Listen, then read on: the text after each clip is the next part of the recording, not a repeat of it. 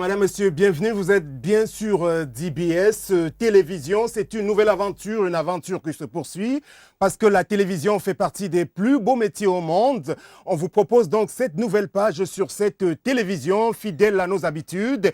Le grand soir désormais, tous les après-midi, les lundis, mardis, mercredis sur cette antenne. Et sans autre forme de procès pour cette première édition, on arrive comme ça et on a un invité qui fait partie des milieux politiques, on va dire, au Cameroun, membre, on va dire, d'un parti de l'opposition camerounaise qui a pignon sur rue. Avec lui, on va essayer de feuilleter quelques pages de l'actualité, que dis-je, de quelques faits sociaux importants qui agitent le monde, mais surtout le Cameroun. Abel Elimbi Lobé, bienvenue, vous êtes sur cette chaîne qui vous connaît plutôt bien. Merci de m'avoir invité pour cette émission que je ne connaissais pas, mais il paraît que vous la produisez également. Mais quand vous m'avez invité, j'ai demandé un peu. Voilà, donc c'est une nouveauté. Je trouve que ça intéresse. Voilà, c'est ça. Alors, l'émission elle va s'articuler autour de trois grands temps forts, on peut le dire, mais pour l'instant, disons tout de suite que nous allons y aller avec la première articulation qui constitue donc les news, donc les infos du monde, d'ici et d'ailleurs.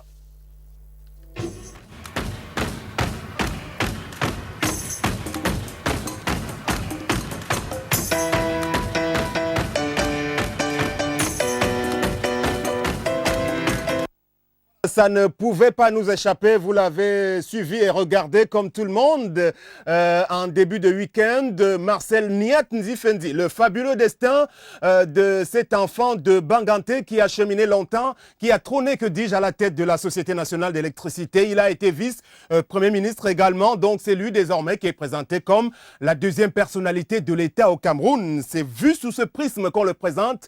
On va dire également qu'il s'agit de quelqu'un qui arrive un peu comme pour porter tous les espoirs d'une région. Est-ce que c'est sous cet angle que vous avez analysé cette actualité également? Je dirais que pour nous au SDF, ce qui était important était que le Sénat soit mis en place parce que nous traversions depuis 1996 jusqu'à aujourd'hui un vide constitutionnel qui n'augurait pas de lendemain meilleur s'il arrivait que le président de la République ne soit pas là. Donc, pour nous, c'est une page tournée. Et l'arrivée de M.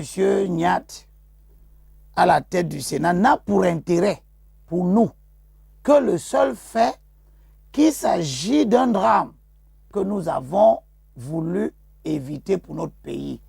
Qu'un sénateur nommé, c'est-à-dire qu'aucun peuple, que le peuple camerounais, ni directement, ni indirectement, disons qu'il n'y a pas de réglementation qui interdit qu'un sénateur nommé puisse, donc ça ne fait pas débat. On a voulu prendre votre pour nous, commentaire. c'est important. Oui, on va y revenir. C'est important parce que pour l'instant, on est dans les news. Nous pensons que le pouvoir appartient au peuple. Alors, pour que ce soit lui, que le président de la République désigne pour être le chef du premier Sénat de l'histoire, nous pensons que le peuple camerounais doit bien la volonté du peuple n'aurait pas été respectée, selon vous, à ce niveau-là. Donc, on va y revenir. On a voulu simplement s'attarder sur le destin de cet homme. Ceux qui veulent absolument empêcher d'autres communautés nationales à travers le monde. Mais on ne peut pas dire qu'il sera rentré dans l'histoire de son pays quand même, ou bien c'est vous qui le dites. C'est vous qui le dites. Bon, toutefois, peut-être qu'on peut remarquer. Je note que l'Inde a développé l'arme nucléaire sans obtenir l'autorisation de personne. Peut-être a-t-elle profité du contexte de la guerre froide de l'époque. Le Pakistan en a fait pareil. Je pense que les Occidentaux n'ont pas le droit d'infliger à l'Iran les souffrances en termes d'embargo de toutes sortes qu'on lui inflige sous le seul prétexte qu'il veut avoir la maîtrise du comportement de l'atome. Voilà, on peut quand même retenir quelque chose de bien de sa part, c'est qu'il aura réussi à tenir ses deux mandats, tels que le prescrit la constitution iranienne.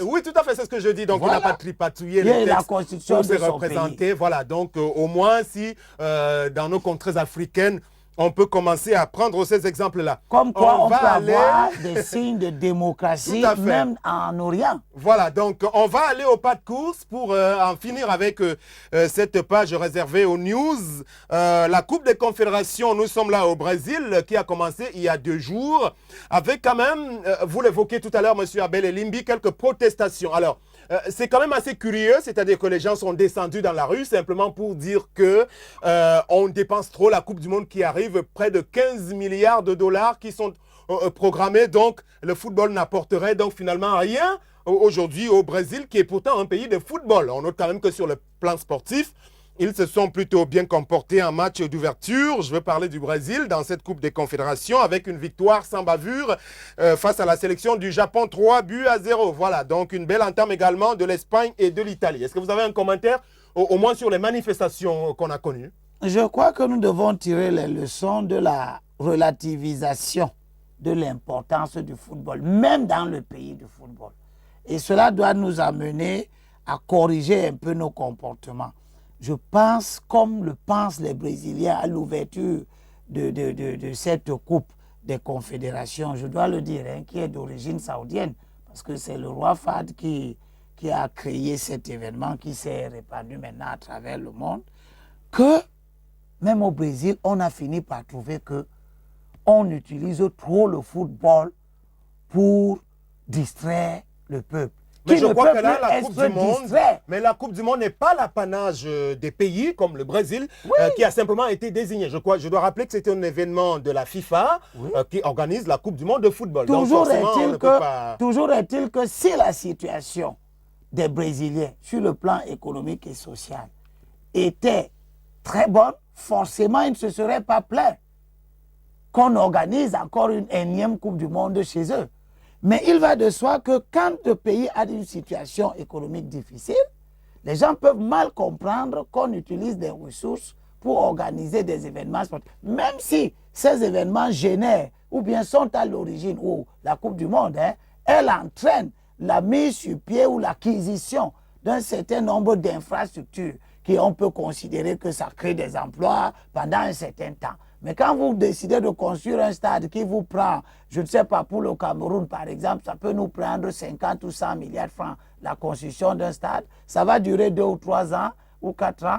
Et une fois que c'est terminé, eh bien, ce stade reste là et ne génère pas forcément. Donc vous êtes fondamentalement derrière les protestataires. Je les comprends et je pense que leurs protestations sont justifiées, eu égard certainement à la situation économique du Brésil. Ces manifestants-là voudraient que les ressources en ce moment soient particulièrement utilisées pour le développement économique et social et un peu moins pour la promotion de ce que le Brésil a déjà. Voilà, ok. On va rapidement aller évoquer la Côte d'Ivoire. Alors, est-ce qu'on pourrait avoir l'image de Miss Côte d'Ivoire 2013 parce que nous avons décidé d'en parler dans ce numéro parce qu'il s'agit de quelque chose qui a été très bien organisé là-bas, le COMESI qui est le comité d'organisation de Miss Côte d'Ivoire, avec toute une batterie de sponsors et d'annonceurs autour de l'événement, ce qui contraste malheureusement avec ce qui se fait dans certains pays en Afrique centrale, le Cameroun notamment, dont il faut malheureusement reconnaître que depuis 2 ans, il n'existe plus d'élection Miss Cameroun. Alors, la perle s'appelle Aïssatou Dia, elle a tout juste 19 ans, elle a donc été élue. Elle a 18 ans à peine, hein, je crois d'ailleurs, parce que elle présente de solides connaissances, on va le dire, dans plusieurs domaines. Et elle a reçu environ une 30aine de millions de francs en termes de dons, avec beaucoup de cadeaux. C'est quelque chose qui nous a particulièrement marqué parce que sous nos cieux, très rarement, on a vu une telle organisation qui réussit quand il s'agit de célébrer la beauté. Alors, Monsieur Limbi, vous ne pourriez pas réagir à cette actualité. Rapidement, le sport et le tennis. Avant le tournoi de Wimbledon, il y a que le tennisman écossais du nom de Andy Murray a remporté récemment donc, le tournoi du Queen's. Donc, et il s'est dit finalement prêt pour le tournoi de Wimbledon, donc avec cette victoire remportée au détriment. Je crois qu'on a rarement évoqué ce tournoi parce qu'on a beaucoup parlé des tournois comme Roland Garros et de quelques autres. Mais celui-ci qui précède un autre tournoi du Grand Chelem méritait d'être évoqué parce qu'il s'agit également d'un Écossais qui marque là pratiquement son 27e titre. On termine avec l'actualité du président français, Monsieur Hollande, qui a marqué tout le monde hier. Donc, il est descendu pour la première fois en direct dans les studios d'une télévision française, donc dénommée M6, dans le cadre d'une émission à laquelle il a dû participer. Une émission pratiquement, on va le dire comme cela, à caractère économique. Il y a passé pratiquement environ 2 heures de temps, donc en compagnie du seul journaliste un peu à l'image de ce studio. Et François Hollande, justement, c'était l'émission Capitale que nous avons en image. Et ce journaliste aura réussi à réaliser pratiquement ce qu'on appelle un scoop, à faire déplacer le président de l'Élysée jusqu'à ses studios. Alors, Monsieur Limbi, je ne sais pas si vous voyez la spécificité de cette actualité-là, parce que c'est une première quand même. Hein. Il redevient finalement le président normal qu'il avait souhaité être. C'est pratiquement inimaginable sous nos cieux, sous nos contrées aussi. Hein. Bon, l'histoire de la présidence de la République en France a souvent révélé des personnalités qui ont cette capacité à se moudre dans le commun des mortels. Autant le président de Gaulle ou Giscard d'Estaing était très détaché. Il y a François Mitterrand à l'époque qui avait participé également à une émission de littérature, justement. Voilà. Les présidents de gauche ont souvent ce type de comportement qui peut tenir de la culture de gauche, qui voudrait que nous soyons assez comme tout le monde, hein, que nous soyons autant faire se peut, un peu comme tout le monde. On peut aller un peu partout. Monsieur Hollande, aux dernières nouvelles... Est-ce que ce ne serait pas pour essayer de ramener aussi, on va dire, la courbe des sondages aussi? Parce qu'il était au plus bas niveau, là, bon, peut-être qu'il essaye de se rapprocher un peu plus, parce qu'il n'avait pas commencé comme ça quand même. Hein. Je pense que M. Hollande, s'il fait une simple opération de communication, ça ne trompera pas longtemps les Français, qui ont des préoccupations qui vont bien au-delà de la simplicité de l'homme président. Donc, je pense que M. Hollande ferait mieux d'être dans sa véritable peau. Et je sais aussi que les Français aiment bien ça. Jacques Chirac, par exemple, a marqué beaucoup l'histoire de la France par son caractère simple. Homme accessible à tout le monde, homme de foule, etc., etc. Merci pour ce commentaire, Abel Elimbi Lobé. Nous allons y aller sans transition pour la deuxième articulation qui concerne, on va dire, les questions de politique et de société, pratiquement. Donc, tout de suite, pour évoquer, je crois que le premier sous-thème devrait s'afficher grâce à la réalisation qui est, bien sûr, on va le dire, assurée de main de maître par le tout jeune Chrétien Foucault, c'est son nom. Alors, on va aborder le premier sous-thème de l'actualité politique pour parler, on va le dire, des oppositions de style, hein, on va le dire comme cela, entre l'opposition et pratiquement les pouvoirs africains. Pour le cas du Cameroun, par exemple, au jour d'aujourd'hui, on vous accuse à l'opposition pratiquement d'être souvent un peu hésitant, vous tergiversez beaucoup d'atermoiements, vous y allez, vous n'y allez pas. Le SDF notamment, que vous représentez par ailleurs, a toujours eu de la peine ces dernières années quand même à donner une ligne de démarcation tout à fait claire. Comment on peut comprendre cela aujourd'hui? Peut-être que notre ligne de démarcation est tout à fait étanche, bien connue de tout le monde. Nous sommes un front, nous combattons.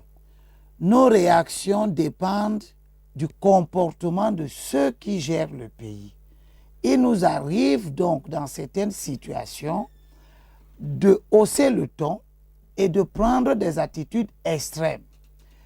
Et nous pensons que notre comportement a payé, en ceci qu'il a contraint chaque fois les dirigeants de ce pays qui se caractérisent par un ostracisme à toute preuve, le refus de dialoguer, le refus des consensus politiques, qui dans les autres pays démocratiques sont fondateurs de la stabilité et de la solidité des institutions. Et face à cet état de choses, nous sommes parfois appelés à prendre des positions extrêmes. Et lorsque... Les positions extrêmes, même si vous devez revenir tout de suite après. Tout à fait. Les positions extrêmes sont appelées à être revues dès que l'adversaire qui est en face a changé lui-même son comportement. Si nous disons à un moment donné que nous n'irons pas aux élections, Nous l'avons dit en 91. En 91, justement, ça coïncide avec l'époque du radicalisme de façon fondamentale. On ne va pas aux élections législatives si les textes qui organisent ces élections-là ne sont pas consensuels.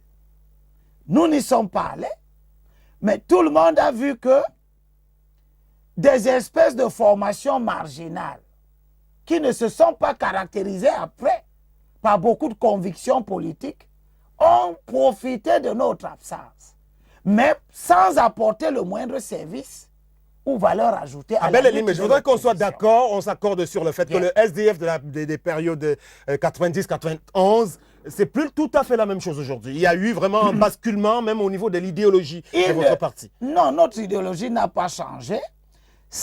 La façon de la vivre a évolué parce que la nature des choses est ainsi. Ceux qui imaginent le SDF 26 ans après, exactement au même endroit qu'il y a 26 ans, ne sont pas sages. Mais vous avez contribué à édulcorer votre position de départ. Je suis de ceux... C'est ce qui est désolant aujourd'hui parce qu'il aurait... Parce qu'aujourd'hui, franchement, sur la scène internationale, on pense qu'il n'y a pratiquement plus d'opposition au Cameroun. Si tel est que c'est votre parti qui symbolisait, on va le dire, pratiquement cette opposition-là.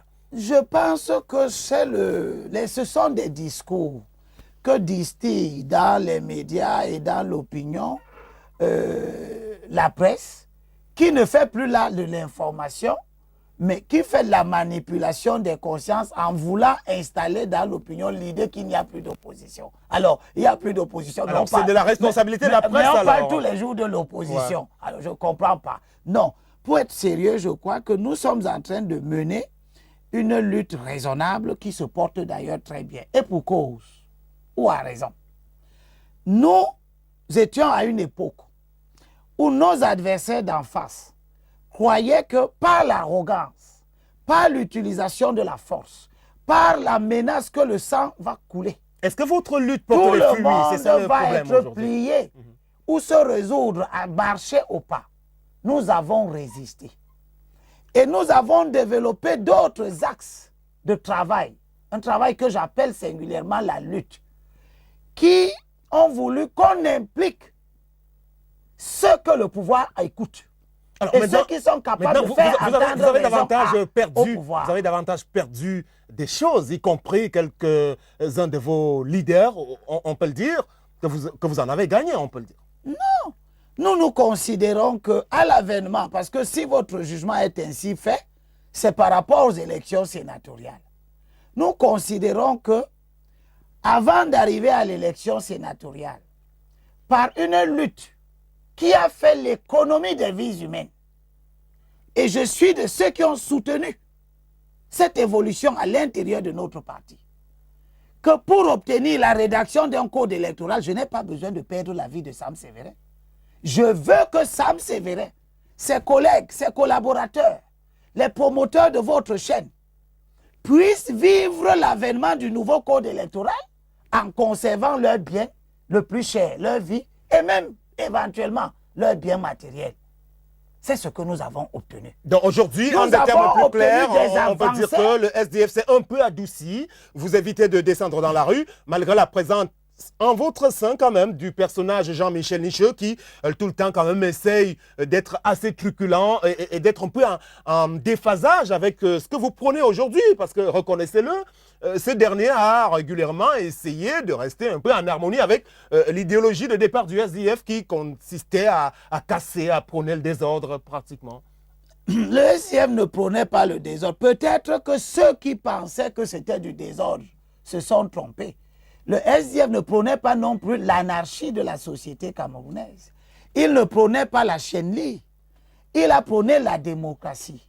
La base de sa revendication, c'était le consensus politique.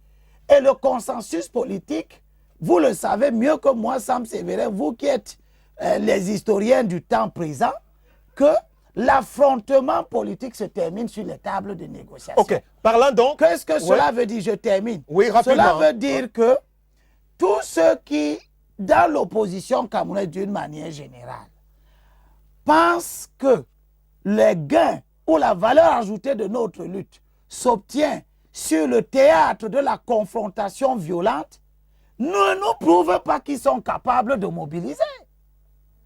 Et aujourd'hui, nous, OSDF et le président national avec, nous prouvons que nous restons capables de mobiliser les esprits, les hommes autour de tout ce qui peut faire avancer la question politique au Cameroun en faisant l'économie des vies humaines et de la destruction. Tout à fait. Et ce serait plus sage comme cela aussi. Même ça a toujours été l'objectif. Ça a toujours été l'objectif. Pratiquement et si des gens s'aventuraient à revenir sur les comportements pervers des années 90, rien n'exclut que le SDF se radicalise de nouveau. Ce qui est tout à fait inenvisageable au jour d'aujourd'hui, parce qu'on peut reconnaître que c'est nous qui nous étions radicalisés il y a le parti au pouvoir vous a pratiquement déjà phagocyté également. Ça, ce sont vos déclarations, mais moi j'estime qu'en tant que membre du comité exécutif national, je vis là où les décisions du SDF se prennent. Nous sommes très loin d'être le petit agneau que vous croyez. Alors, nous sommes simplement le lion qui a l'autre débat. On passe au deuxième rapidement, au deuxième sous-thème de cette page de politique. Donc, comment est-ce que les choses se déroulent-elles au sein de votre formation en matière d'investiture ou de primaire lorsqu'il faut aller aux élections? Parce que le débat a pignon sur rue au jour d'aujourd'hui, parce qu'en Occident, on sait que très souvent... on a procédé aux primaires ces dernières années pour désigner les candidats à des postes électifs au Cameroun avant les prochaines législatives dont on ignore encore la date de la tenue. Le parti au pouvoir est agité en ce moment par ce débat-là. Faut-il aller aux élections primaires pour désigner les candidats ou alors les appareils, les états-majors devraient-ils décider de qui on envoie pour compétir face aux autres formations politiques? Est-ce que vous avez ce type de débat à l'intérieur de votre formation? Nous n'avons pas ce type de débat. D'abord, nous ne nous posons pas comme des donneurs de leçons aux autres formations politiques, notamment celles de l'opposition. Nous regrettons que dans le camp d'en face, on ne sache pas exactement quoi faire. Mais nous, dans le SDF, nous avons une tradition de deux pratiques. La première, c'est les primaires. Dans chaque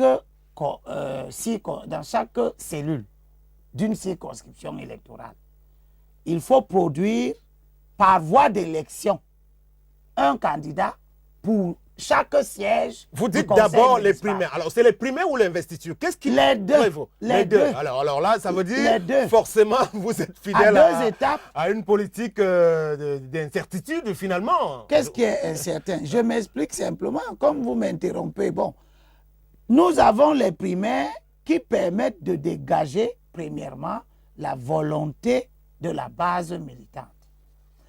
Nous avons les investitures qui correspondent à la fin du processus et qui sont la phase où la hiérarchie du parti prend en compte, au-delà de la volonté de la base militante, les aspects impérieux de la vie politique que la base militante pourrait n'avoir pas pris en compte. En termes clairs, ça veut dire que vous pourriez disqualifier un candidat qui aura réussi à passer par les primaires. Il ne s'agit pas d'une disqualification.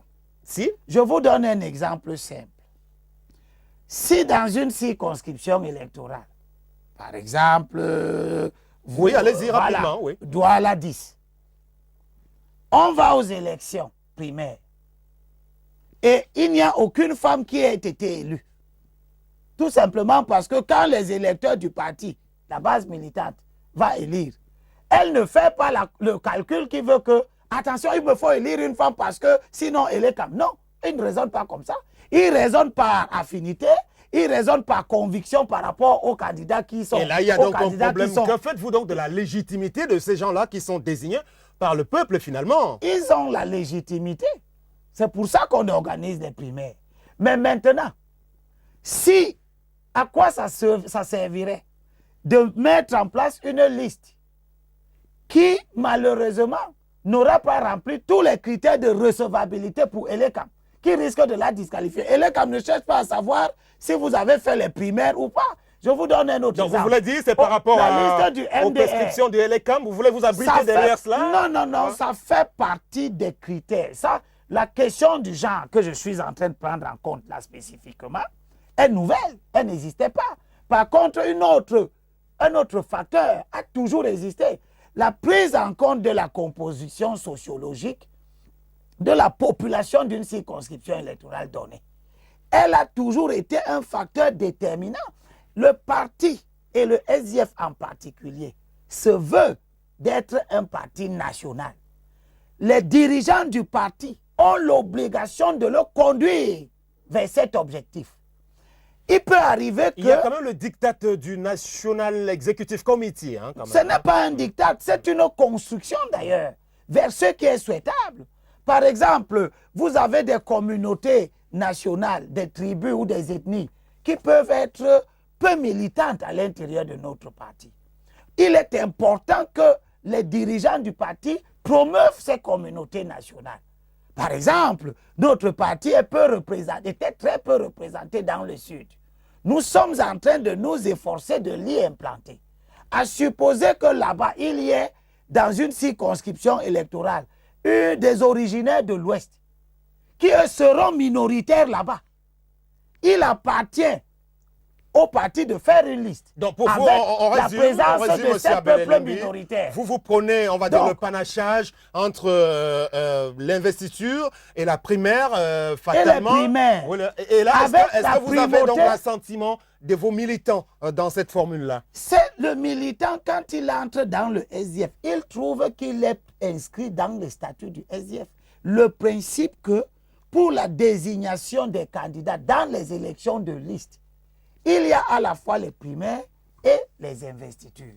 Donc, les dossiers de candidats, c'est d'ailleurs pourquoi le président national et le vice-président aussi ont réitéré plusieurs fois, et je renouvelle ce principe ici aujourd'hui sur votre chaîne, que lors de ces primaires que nous allons organiser à partir de cette semaine d'ailleurs, jusqu'à la convocation du corps électoral, tous les dossiers des personnes qui se seront présentées comme candidates à la candidature seront transmis à la Commission nationale d'investiture. Ok, ça, on a compris. Dossier ne va être rejeté.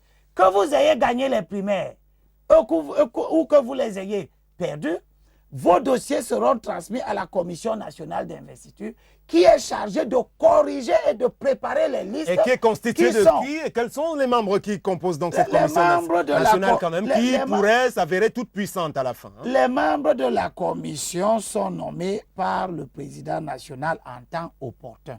Ce n'est pas...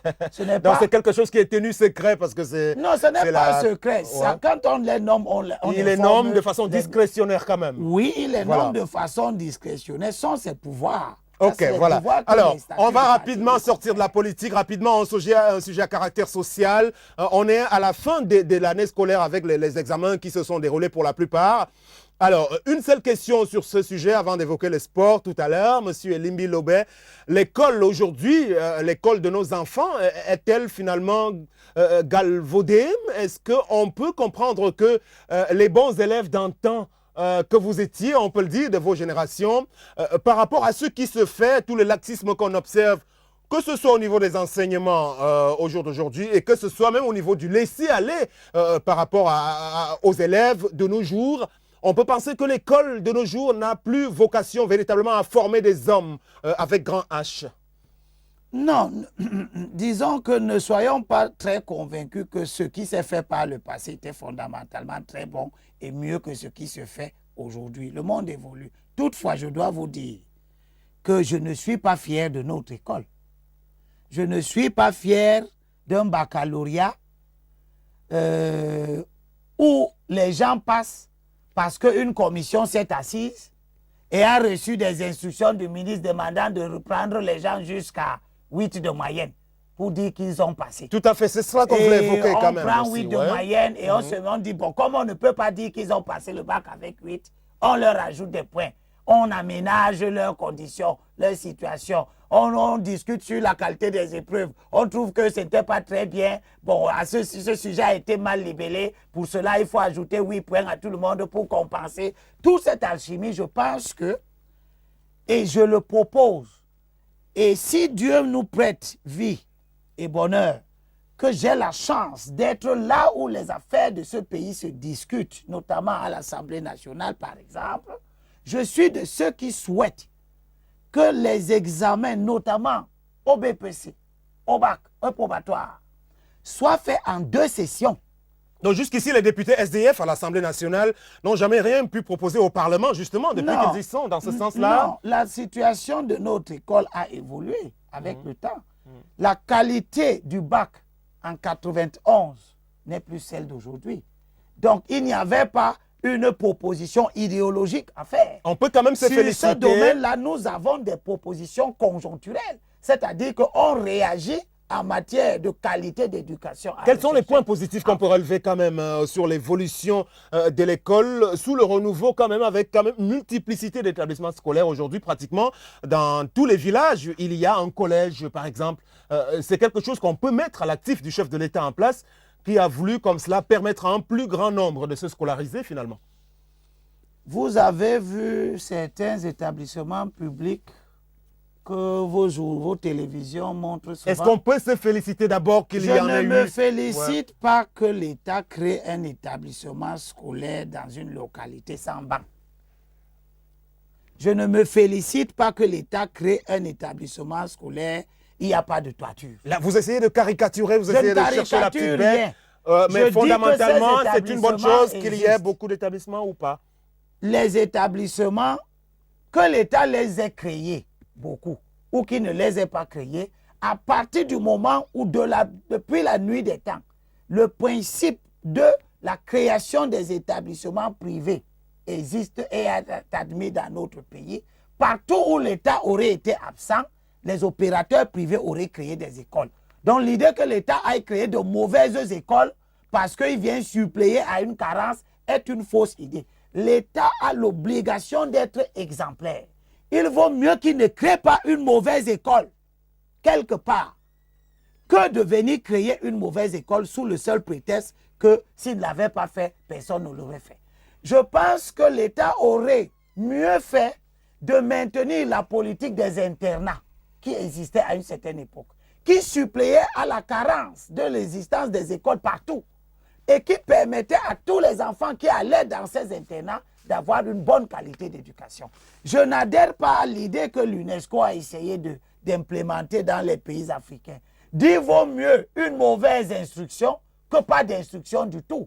Je refuse ça. Parce que la mauvaise instruction, non seulement elle produit les effets de pas d'instruction du tout, mais elle peut même produire des effets plus pervers encore.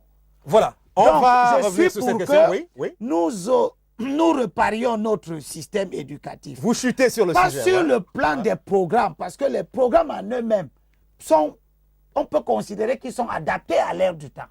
Mais sur la qualité de l'examination, des modes d'examination, qui permettent de dire que monsieur tel ou tel a passé son bac.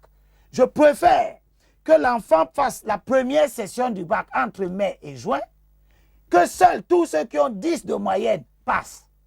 Et que l'État décide que ceux qui ont de 9,99, par exemple, à 8, vont faire une deuxième session qui va se tenir 1 ou 2 mois après, qu'on appelle ailleurs session de remplacement, en gardant, par exemple, le bénéfice des notes au-dessus de 10 qu'ils auraient eu dans telle ou telle matière. Comme ça, ils reviennent faire par écrit les matières où ils n'ont pas eu assez de moyenne.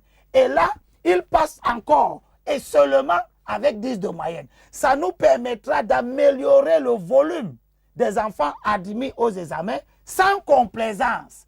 Ils seraient admis par le fruit de leur propre travail. Tout à fait. Merci pour cette belle formulation, effectivement, en espérant que vous pourriez être entendu. Ça fait partie de l'une de mes préoccupations à l'occasion de ces élections qui arrivent, qui s'inscrit d'ailleurs dans le grand programme. Donc vous étiez pratiquement déjà en campagne alors, donc je pensais que c'était quelque chose. Dans le programme du SDF sur la réforme de l'éducation. Voilà, on a un peu moins de 10 minutes pour évoquer l'actualité du sport. C'est dans l'air du temps quand même, mais on va prendre le football comme, on va dire, un exutoire pour les pouvoirs politiques sur nos contrées africaines, l'opium du peuple pratiquement. Est-ce que vous avez le sentiment qu'on peut encore présenter la chose comme telle aujourd'hui, malgré que ce football est en pleine décrépitude quand même? On n'a pas le sentiment que les politiques qui savent souvent s'en servir pour tirer quelques lauriers prennent soin de ce sport roi qui est en déliquescence continue. Dans les années 80, et 90, voire 2000, il est évident que dans notre pays, on a essayé d'utiliser, pas le sport, mais le football, comme un exutoire, pour faire oublier les mauvais résultats que les hommes politiques aux affaires obtenaient dans leurs différents domaines de responsabilité, dans l'éducation, dans la santé, dans l'économie, etc., dans l'agriculture. Mais, comme il n'y avait pas une véritable politique de sport depuis des années 80 jusqu'à maintenant, nous avons géré les résultats de la politique sportive mise en place dans les années 70. C'est cette politique qui nous a permis d'avoir un canon victorieux, une union de Douala victorieuse, des Caïmans qui sont allés gagner les toutes premières coupes de clubs champions, etc. Un engouement dans le football. Cette politique-là, qui n'a pas été entretenue, a donné ses derniers résultats vers les années 2000. Et nous voyons aujourd'hui qu'avec la disparition des joueurs de talent qui ont été formés à cette époque, à la fin des années 70, début des années 80, avec Peter Schnig, les entraîneurs comme Ridanovic, etc. Mais la disparition de cette classe a fait en sorte qu'on se rende compte qu'il n'y a pas véritablement une politique de sport. Donc pour vous, d'abord, il y a une crise de talent. Il y a une crise de talent déjà, oui. Que ce sport ne drogue plus personne. Il n'est plus l'opium de personne. Il est de si mauvaise qualité que il n'empêche plus personne de voir les réalités de ce pays. Puisque personne ne va plus au stade. La Coupe du Cameroun n'a plus de date. On ne sait pas quel jour elle se joue, au point où personne n'est intéressé par la Coupe du Cameroun. Dieu seul sait que les gens qui ont mon âge savent que, à l'époque, lorsqu'il fallait aller à la Coupe du Cameroun, c'est les cas de transport qui se mobilisaient, les petites entreprises, l'entreprise de chemin de fer, organisaient des voyages spéciaux. Les gens parce que ces talents-là, M. Abel Elimbi, ces talents-là restaient longtemps sur le sol camerounais, on ne peut pas dire quand même que le football ne produit plus les talents camerounais aujourd'hui. Le problème n'est pas que le football... Peut-être que les talents, ils partent un peu trop vite. Au contraire, oui. Nous voyons que nos enfants sont excellents sous d'autres cieux. Comment on peut comprendre aussi à quoi on a assisté récemment, c'est-à-dire on voit comment on met les conditions en place quand même de faire en sorte qu'on ne puisse pas gagner, c'est-à-dire avec des remplacements d'entraîneurs et puis même au niveau de la fédération de football avec tous ces atermoiements-là. Et on attendait une réaction forte au plus haut niveau même de l'État, mais ça ne venait pas. Ça ne vient pas parce que le plus haut niveau de l'État n'a plus intérêt à instrumentaliser le football. Ça, c'est vous qui le dites. Ça, c'est vous qui le dites. Oui, mais c'est mon analyse. C'est mon analyse. Il utilisait des résultats qu'il n'a jamais semés. Il récoltait les fruits. Mais ça, vous oubliez de reconnaître que d'abord, le Cameroun est une terre de football, d'abord, on peut le dire. C'est-à-dire que parmi les choses qui nous sont reconnues... Je ne crois pas à ça. Ouais. Je ne crois pas au don inné des Camerounais à être de bons joueurs. Si, parce qu'il y en a un peu trop quand même, un peu dans toutes les rues. Il y a eu une politique de sport qui a donné de bons résultats. Et ce sont ces bons résultats des années 70 qui nous font croire que nous sommes nés avec le football dans le sang, comme dirait quelqu'un. Vous comprenez? Mais nous constatons que des nations qui étaient arriérées en football en Afrique sont maintenant passées devant nous. Parce qu'il y a une meilleure politique là-bas, c'est ce que vous voulez dire? Parce que comme toute autre discipline de la vie de l'homme sur Terre, c'est le résultat du travail et de l'organisation. Dans tous les pays du monde, il y a des gens qui naissent avec des dons. Et dans tous les domaines. Est-ce que vous pensez que, M. Abel Elimbi, on va sortir de favoriser l'émergence de ces talents-là? Est-ce que vous pensez que le football, justement, peut constituer un facteur de déflagration sociale lorsque ça ne va pas très bien? Mais autant on a utilisé ça comme un exutoire hier pour calmer les colères des gens qui étaient véritablement en colère sur le plan économique et social. Autant, si on ne fait pas attention, ça peut devenir un facteur de déflagration. Parce que, à cause des défaites, les gens vont exprimer des colères qui dorment en eux et qui ont pour raison d'exister la mauvaise condition sociale, économique et politique. Vous voyez très bien que le football est devenu la guerre de tous les prédateurs de ce pays. Donc, l'une des raisons du délitement de notre espace sportif en matière de football, c'est le comportement des dirigeants. Ce n'est pas la disparition des talents. Ceci dit, je crois que nous devons pouvoir gérer le football dans sa juste proportion. Il n'apporte pas le développement nulle part Tout à dans fait. le Donc monde. forcément, on peut Nulle même part se dans le passer, monde. par Il exemple, reste de la un Coupe jeu. du Monde. On reste- n'est pas obligé de se qualifier. On peut se faire suspendre par la FIFA. Je pense que si c'est ce qu'il faut Ouais. pour réorganiser notre football, on peut passer par là. Ce serait d'ailleurs le moindre mal. Je préfère être absent que d'être mal présent. Ok, voilà, on vous a bien compris. Merci à vous, Abel Elimbi Lobé, d'avoir été, on va dire, l'invité de cette édition du Grand Soir sur la chaîne DBS Télévision. Donc, prenez rendez-vous dans les prochains jours. On recevra beaucoup de beau monde sur ce plateau pour essayer de faire le tour des grands faits marquants, on va le dire, qui rythment le monde. Merci à toute l'équipe technique et rendez-vous demain à la même heure à partir de 16h, 16h30 pratiquement. Merci.